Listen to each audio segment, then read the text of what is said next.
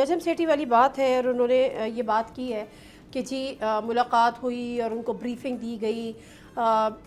ये मुमकिन ऐसा होता है नॉर्मली, अगर कोई साबिक़ वज़ीर आज़म जेल में है तो और ये वाले हालात हैं तो क्या जाके ब्रीफिंग्स वगैरह दी जाती हैं और फिर उनसे ये मुमकिन है कि एक ऐसी अगर आपको ज़रूरत है कि उनको बता दिया जाए कि ये हालात हैं।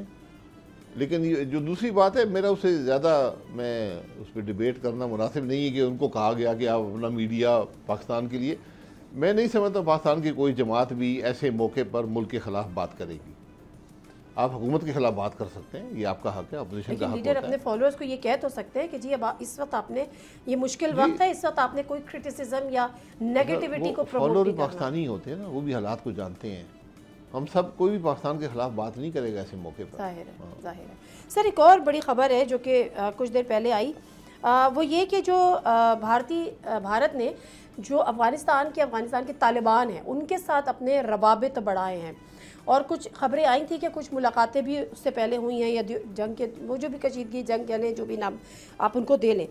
तो क्या ये पाकिस्तान के लिए कोई परेशान कौन हो सकती है, क्योंकि ये फंडिंग तो रॉ की रही है ना, जो हमारे यहाँ इंटरनल जो हमारे यहाँ हालात रहे हैं टेररिज्म के हवाले से मैं बात करूँ, तो ये खबर कहीं परेशान कौन हो सकती है? देखिए, अफ़गानिस्तान एक खुद मुख्तार मुल्क है, उसके हिंदुस्तान से बहुत पुराने ताल्लुकात हैं। जब से हिंदुस्तान वजूद में आया, पाकिस्तान वजूद में आया है, हिंदुस्तान और अफ़गानिस्तान के ताल्लुकात हैं, इसमें कोई दो राय नहीं है।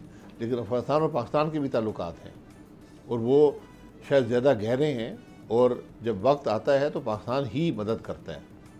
तो इसलिए मेरा नहीं ख्याल कि अफ़गानिस्तान कभी भी हिंदुस्तानी मफादात को तरजीह देगा पाकिस्तान के से ताल्लुक़ रखने में।